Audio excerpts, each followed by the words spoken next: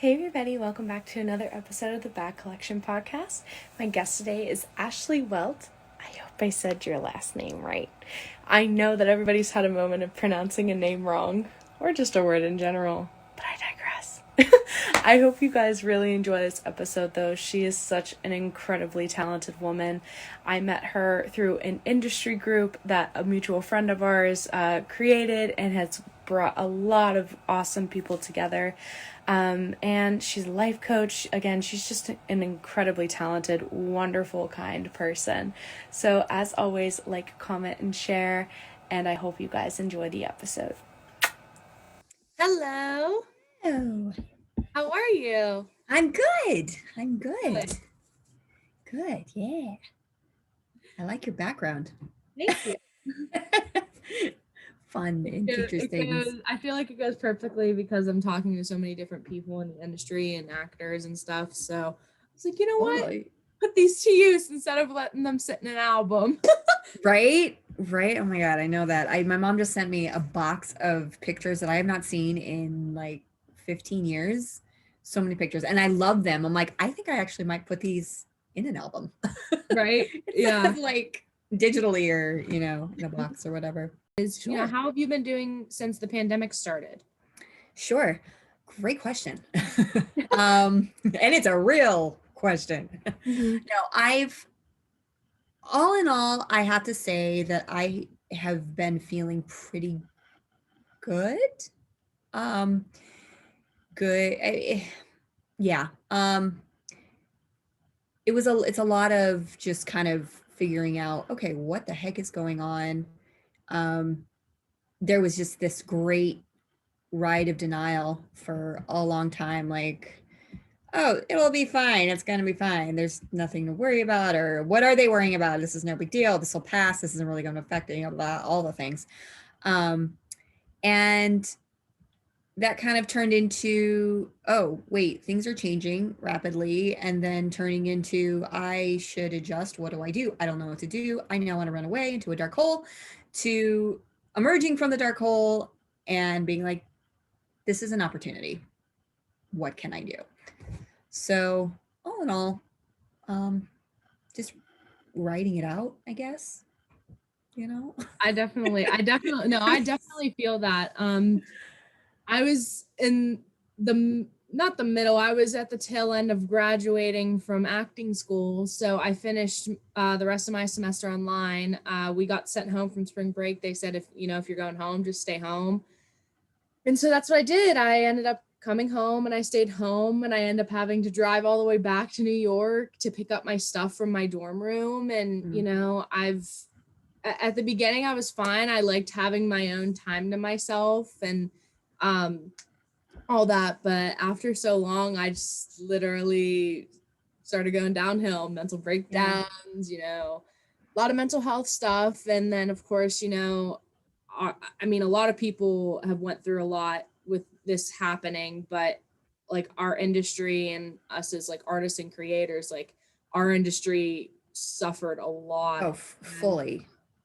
Although there's definitely like perks, like having to do stuff like doing a podcast or doing little Zoom meet and greets with each other and meeting new people and connecting with new people. That's definitely a plus, but we just want to get back to work, and so I've been trying to do a lot of different stuff, posting acting TikToks, because that got really big after a couple of months into the pandemic. And so, just doing a bunch of different things, I feel like it's just super important as, creators. So it is. And that's the bottom line. Creating. What are we creating? What are we allowing ourselves to create, when we're in a state of mind to create? Because you also have to honor the fact that there's days where you're, like you said, and I don't feel like creating. I don't feel like doing anything.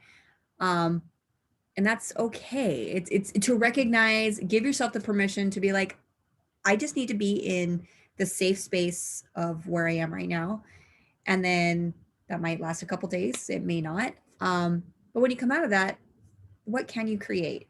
And that's a really powerful energy, I feel like. And being able to create multiple like multiple things, you know. And one of the things that I found that was really powerful, kind of an aha moment through all this, is like, what am I doing in creating for me? I'm in this business because I want to be in it. It feels good. I'm sharing, I'm collaborating with other people that are like-minded, that are like me, and you know, ultimately, depending on what, you know, your goal is, you're making a difference, you Right. know, in influencing and in changing others' lives and whatnot. And yeah, just being able to find something that creates and connects to. And I I was one of the many that was making all kinds of banana bread, you know, that you've seen all the memes for that, and I was like, oh my god, that's me. I made so many different varieties and just baking as a whole. But that was a process for me that was like, I am creating a loaf of bread here. I am creating something that is coming from me, that I am just, the recipe says to do this, but I'm going to do this because I can and because I want to, you know. That's, Right. you know, I don't kind of know where that goes, but but it just reminds me that creating is what is important, Right. you know, and a little bit every day for you. Exactly. Yeah, this industry can kick you down very, very quickly, and it can also pick you up very, very quickly. It can. It can. And it really causes you to check in with yourself Mhm. and and really ask yourself, am I in alignment in doing the work that I want to be doing? Right. And we have more say over that than what we realize, you know. And when we're in that alignment, when we are really listening to ourselves, to what moves us, to what drives us, you know, whether that be a spiritual connection, whatever that is for individually, that's when you also start to, I think, you start to see things like happen too, because Right. you're in that sweet spot and honoring who you are. Mhm. And this industry is really good at telling you what you are, what you're not, what you can do, what you can't do. Mhm. At the same time, I feel like there's a big shift in that also, Yeah. in a really big way. And I think that's a good thing, where, you know, own you, find you, honor you. Yeah.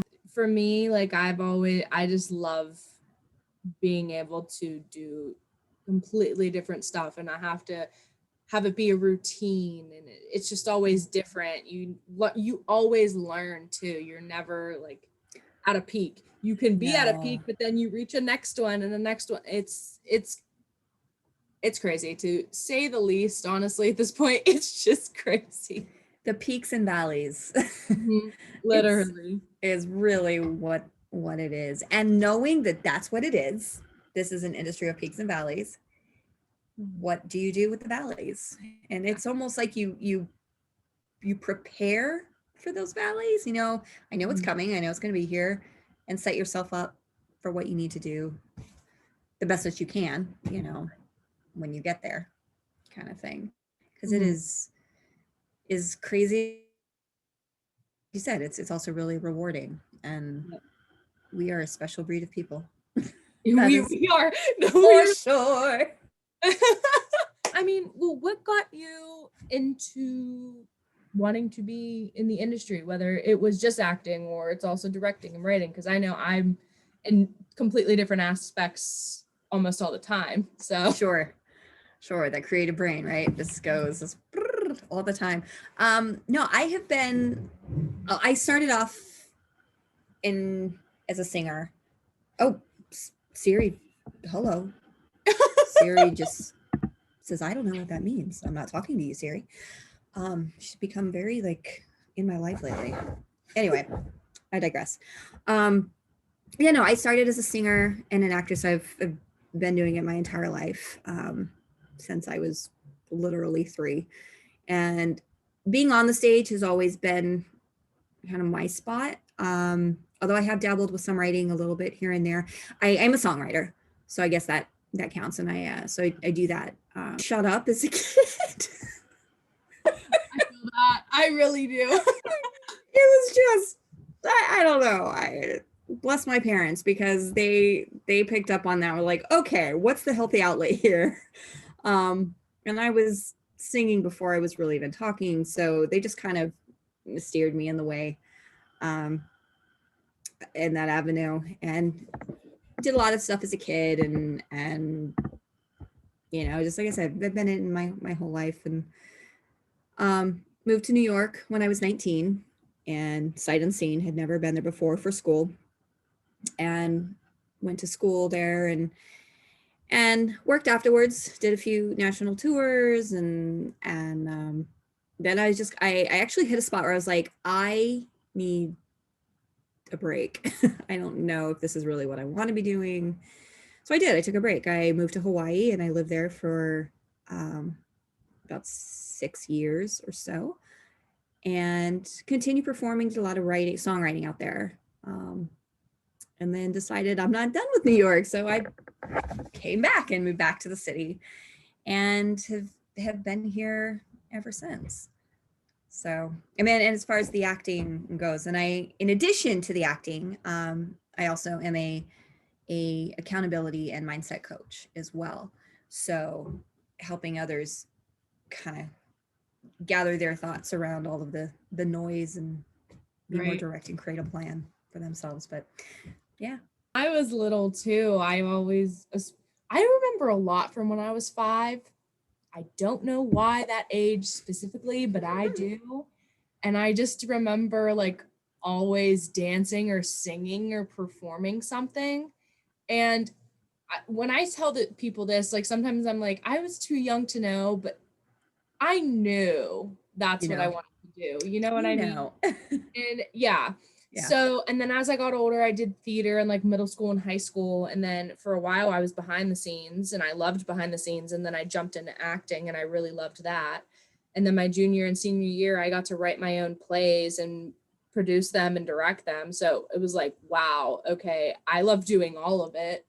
Yeah. So then I was like, okay, I'm going to college, but what do I want to go for? And I was like, I feel like acting's probably the best pick to go to school for, because you could easily go on a set and learn how to direct. I mean, you see so many people on TV shows that have been running for like 6 to I should just say 6+ years, and a lot of them end up directing an episode or more.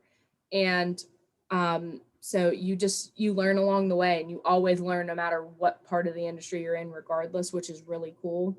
So yeah, I've kind of done it all. I've written, produced, directed, acted. All the things. I love it. Yeah, it's so fun. And again, the great part is you don't have to just stick to one thing. You can go to do whatever you want. No, you were always learning. And I love that you said that we are continually It's okay. Continually the words continually learning. Yeah, that never stops. That absolutely never stops. And I also, just to kind of comment on what you're saying about being an actor first, is that when you do step into the role of being a director, you have that perspective too of being an actor, and that's always a nice perspective to have. There's lots of directors out there that are amazing and wonderful, that have just, that's their main focal point, and I love them. But it's, if you're coming from an actor's background, it gives you a little extra something too. No, I agree 100%. And the fact of the matter is, things are changing. We're living in a world that is evolving, that is changing. We're not going to go back to how things were before, but we never go back to how anything is before that's in the past. You know what I mean? You just keep moving forward. You keep learning. You keep evolving as a person and as a human. And how am I showing up and being a better human and a person and all that in a midst of all of it. And ultimately that's all you really can do. Also, I think 2020 has really been a beneficial year for me. And again, I can only speak for myself, because everybody experienced it so differently. And but for me, it really opened up my eyes to what do I want to do? Who do I want to be? And given the time to think about that, Right. to really process. And it's either, is this happening to you or is it happening for you? Right. You have a choice. What road are you going to pick? Exactly. I feel like there's days where I can still sit back and just like think or not think and just or not think. Yep. Yeah, just not think. But it's, yeah, I don't know. When I talk about like my own mental health and how my year has went, it's really been like up, down, up, down, up, down, up, down, up, down. And I'm like, oh my gosh, like how many more up, down, up, down, up, down, up, down can I do? Like, and again, like you said, like I can only speak for myself because everybody went through this so differently. For some people, it was like, great, like this is not really that bad. And then for some people, it was like the worst possible thing that devastating. Sure. And so I feel like I'm definitely in the middle there because like I said, I liked my time for myself and I feel like I benefited from it in certain ways, but then I feel like there's certain things that I could have focused on more or done more. And then of course, I lost my grandfather last year and that was really hard. And there's that last year was such a huge year of like loss and like pain, honestly, and just like sadness, but then also like happiness and relief. And so we can both probably go on and on and on and on and on about what last year was like, but it's just the fact of that it just wasn't normal for anybody in any way, shape, or form. And I don't know. Like I said, I don't know if I said this already or if you heard me say it in the Zoom meetings, but I'm a very organized planning type of girl. Like I literally use a planner and write everything down, times and everything. And then this happened and it's like you literally can't plan anything now because like one day, I don't know, for just an example state, like North Carolina is not a hot spot, but then like a week later it is. Everything is so like it's constantly fluctuating. And I'm like, I can't do this. It's driving me crazy. I need stability in my life. Literally. And I just feel like a lot of things are so unstable but then I don't have to let it be unstable in a sense. So it's a lot of just like accepting and just like letting myself breathe. Just breathe, so feel the emotions, let them be there, breathe after you have felt them, because we don't want to press them down. We don't want to ignore them. They are there. Feelings are our friends. Feelings are our friends. But in addition to that, feeling it, breathing through it, processing, I had a thought that was going to that and it just went by. Yeah, it literally just checked out. Where did my thought go? All the time and I can't. Oh my God. I'll gotta ask a question and I'm like, I forgot my question. When it comes back, I'll say it. It was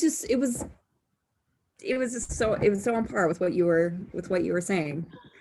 Hopefully it will come back. If it's important to say, really important, it will come back. Right. But yeah, just feel it. It's there. It is there. Living through it as best as I can. Letting my organized planning crazy self go a little bit because it's not going to completely be there ever again. I remember. Gotcha. Yes, bringing it back. Thank you, Britt. Yes, because we have, it's focusing on what we do have control over in this moment and in this minute. There's so much that is happening around us that we don't have control over, and the fluctuating and the numbers and what's being thrown at us and this, that, and the other. But in our room, in our space, wherever we're at, we have control over the fact that we can choose to or choose not to make our bed. We can clean off our desk and have it ready for us to create. We can, do write things down, things that we're able to have control over. And that's something that got me through a lot of just feeling chaotic in my head, was the fact that, okay, I'm looking around my physical space. I do have control over some things, and bringing that back. Right there. Yes, you did. Got it. It came out.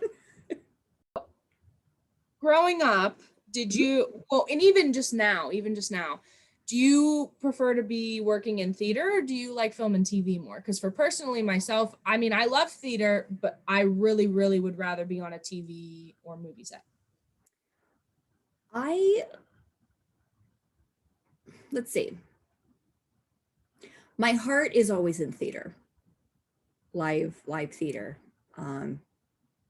It always has been. That's always been my first love.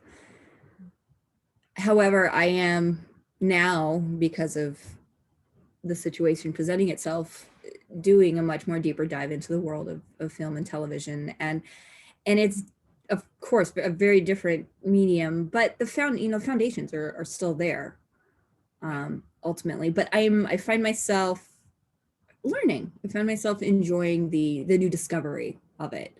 Right. But not even a but. It's an and. It's just another outlet. So yeah, theater first, stage first, but I love them both, if that makes any sense. Yeah, like I said, I mean, I have a love for theater. It's where I really started with acting, and I feel like that's where a lot of people started with acting at the end of the day. And it's a great foundation. So I've definitely grown an appreciation to it, because whether it's a community or on Broadway or in a high school, it is the same amount of effort in just slightly different ways. And I've just grown to appreciate how much work goes into both film and TV and theater. Just after working for so long in one or the other, both, you just grow the appreciation for it, because not only is it just for the actors or the directors, but like you see how much the work crew puts in, like that, none of that can be done without a crew. And there's so many people that literally work their asses off for like 14 plus hours a day just to help us actors and the director get done what we need to get done so we can move on and get it finished. And of course, there's all these time frames, and those time frames can literally be a killer. I can definitely tell you that. And I'm sure literally any actor can tell you that, but it's so cool. It really is just so cool. It's a team effort, and it to watch it all come together, like, it is, like you said, it's so cool to watch. It's so fun to be around, and you cannot have one without the other. I mean, directors, all my tech people out there, praise all day, because literally, like I got nothing without you guys. Nothing. I mean, I can stand on somewhere and sing my face off, but yeah, it stops there, really. Yeah, you mean. And I love that. You grow an appreciation to literally every part that has a part within the whole realm of it. So what's been one of your favorite productions to work on? Oh my goodness. It's hard. I get that. It's such a great question. It's like a love-hate question. Because,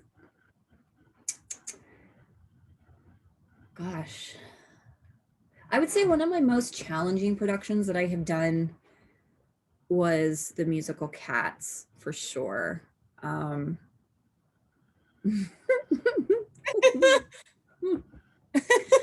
the pain. The pain and getting ready for that show. The physical pain. No. It was the most challenging for me because I'm not a dancer's dancer. I can move real well, and I do tap, and that was the role that I had when I did Cats. Was the character of Jenny Any Dots. She's the tap dancing kitty. But that show, okay, it taught me a lot of respect for this sounds ridiculous, cats themselves. But I used to make fun of that show. I'm sorry, but I was like, cats, okay, whatever. Not my favorite. I'm like, I'm more into the classics kind of thing, and a lot of people do.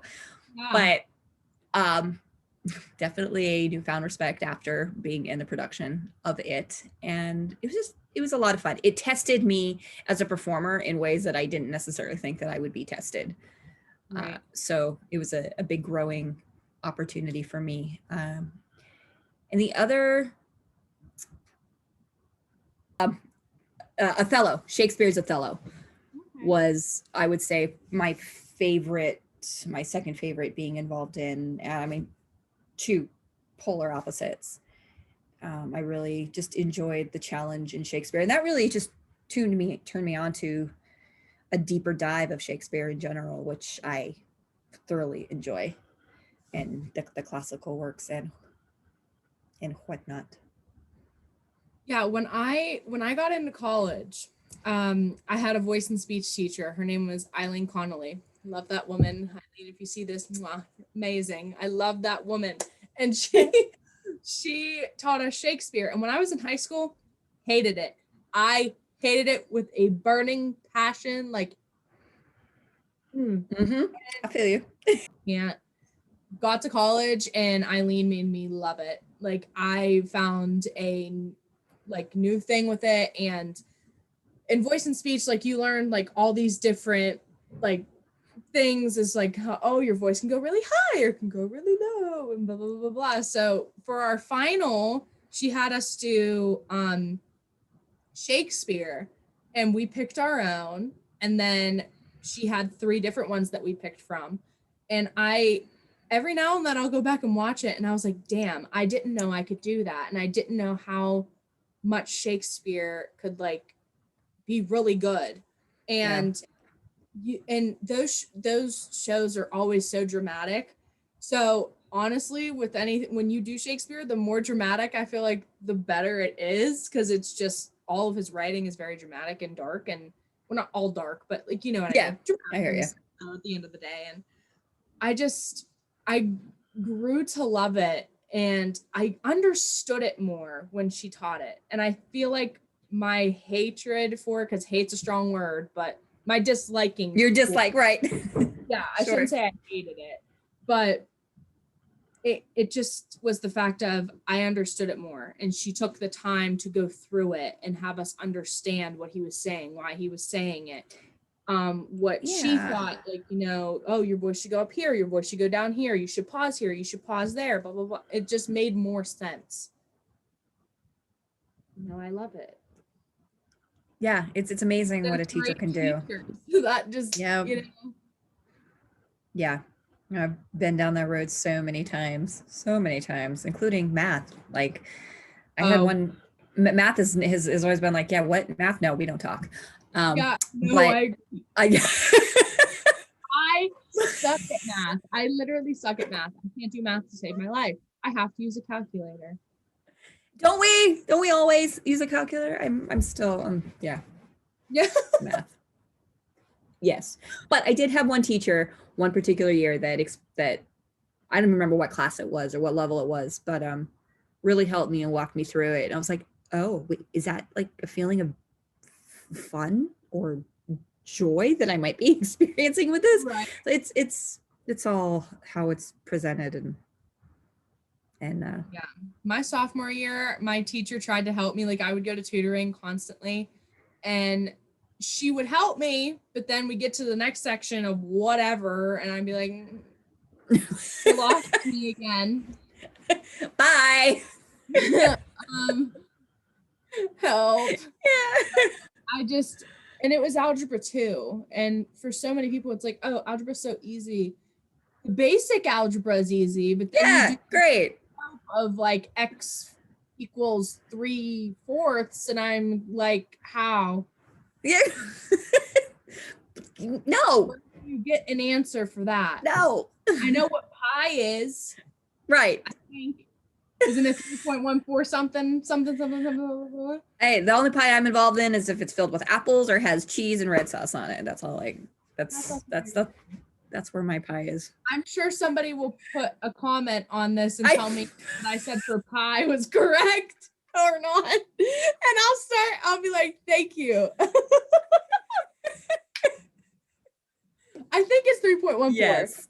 Something. It's a really long number. I only know like the first 3 numbers. So if somebody wants to put the whole number in there, great. Yes. I just think the first 3 are correct. Well, I would love to do the production of proof. Speaking of math, the oh my god. Okay. Wait a minute. I'm sorry. I have to. What? Thought just escaped me. Oh my god. Okay, well. Catherine. Yeah, that's her. I was like, what was the rule? David Auburn. Proof. Gotcha. There's this one show that I read my first year in acting school, and my Meisner teacher, Joanna Beckson, had me do it. Also, shout out to her. She's incredible. I think it's called This Is Our Youth. Oh, yeah. Yep. I love that show. Uh-huh. So much. I don't know what it is. I just feel like I can kind of relate to Jessica in different ways. Mm-hmm. And I feel like we need more like coming of age kind of stories. I feel like they need to be more raw and realistic, because there's just so many stories about young adults that should be told, in my opinion. It even happen to people when they're like older too, but like I just feel like a lot of them need to be told more and written more, but it has to be done realistically. I know in certain movies I guess not, I don't like to say glorify. I really don't like to say that, but like there's just like a certain way people do something in a movie or TV show, and I'm like, sure. That's not really how it is. You need to make it as realistic as you can, especially if it's a really, really heavy topic or an important topic in itself. Those are interchangeable, those words there, but it's just, I feel like that needs to be happening a lot more with films. Keeping it authentic. I don't think it is. There's very few that I have seen that I'm like, that's very realistic, but then months later you hear they cut it or something. And now you only see like a certain part of it and you don't see what was out first. And it's like, why?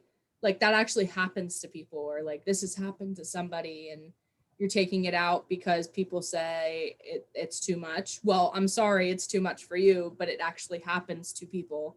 People have went through something like that before. So why cut it out when it is somebody trying to just tell a story that could have happened to them, that could have happened to your sister, your best friend, whatever. I just feel like it's very important to show different kinds of stories, but be very realistic about it. I feel like I'm repeating myself, but well, that just tells me you now have your job to do. Go out into the world and make this happen. That is also very true. Uh-huh. Yes. Because